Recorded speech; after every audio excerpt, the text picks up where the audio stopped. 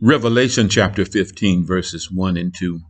Then I saw another sign in heaven, great and marvelous, 7 angels who had 7 plagues, which are the last, because in them the wrath of God is finished. And I saw something like a sea of glass mixed with fire. And those who were victorious over the beast and his image and the number of his name, standing on the sea of glass, holding harps of God. The Apostle John writes the same thing he wrote in Revelation chapter 12. I saw a sign in heaven, which he saw 2 signs, Revelation chapter 12, verses 1 through 3. In this great vision, John can see those who are victorious because they did not worship the beast or live by his name. Many seem confused that the mark of the beast, 666, is about buying or selling, but it's not. The word of God says the mark of the beast is about worship. And in the last days, a Christian's faith will be tested at very extreme measures, and civil rights will be given only to those taking the mark. Revelation chapter 13, verses 3 through 18.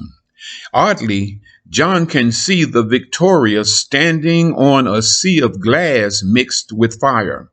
I remember from science class that glass is made when sand becomes very hot and changes into a molten form, then rapidly cools down.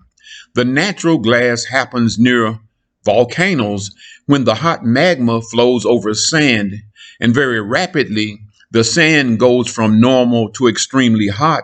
And as it cools down, weak particles that were once sand become one solid piece of glass. Between the time the sand is being formed into glass, it is in a molten state. Those who are crafty with glass use their art skills to make the fiery looking molten glass look the way the artist wants when he or she is done. Those who are standing on the sea of glass that looks like fire are standing with others who lived through the trials and tribulations of life, and all at the same time they receive their reward. The children of God don't receive their rewards at different times, but like the Gospels, the first shall be last, and the last first. Matthew chapter 20, verse 16.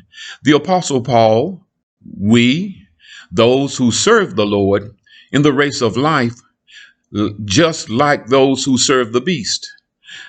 They accept the demonic symbol of his name and worship it to receive a perishable crown.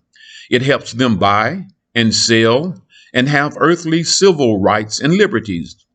Those who stand on the fiery sea of glass fought the good fight, ran the hard race, didn't chase after empty temporary treasures or pleasures that beasts offer, but they want and receive an imperishable crown.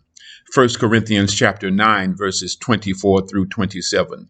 In 2 Timothy chapter 4, the Apostle Paul is about to be executed for his crime of preaching the gospel of Jesus. An executioner will lower Paul's neck on the chopping block, and with a swing of the sharp axe, he will cut Paul's head. And what did Paul tell the church before this happens? We find these words in 2 Timothy chapter 4 and verse 6. I am ready to be poured out as a drink offering, and the time of my departure is at hand. I have fought the good fight. I have finished the course. I have kept the faith. In the future, there is a reward reserved for me, the crown of righteousness, which the Lord, the righteous judge, will award me on that day. And not only to me, but also to all who have loved his appearing. The Apostle Paul wrote it himself. I have fought the good fight. I ran the good race. And when I receive my crown of righteousness, it will be with all those who were victorious when the Lord comes to judge on his glorious day. God bless you all. The Lord loves you, and so do I. Samuel J. Head. Hebrews chapter 11, verse 36. And others experienced mocking and flogging and further chains and imprisonment. They were stoned. They were sawn in two. They were tempted. They were put to death with the sword. They went about in sheepskins, in goatskins, being destitute, afflicted, tormented, people of whom the world was not worthy, wandering in deserts, on mountains, and sheltering in caves and holes in the ground.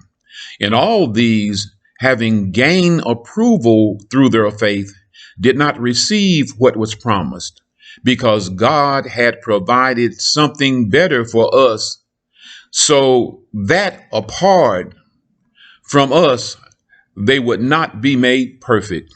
Hebrews chapter 12, verses 1. Therefore, since we also have such a great cloud of witnesses surrounding us, let's rid ourselves of every obstacle and sin which so easily entangles us. Let's run with endurance the race that is set before us.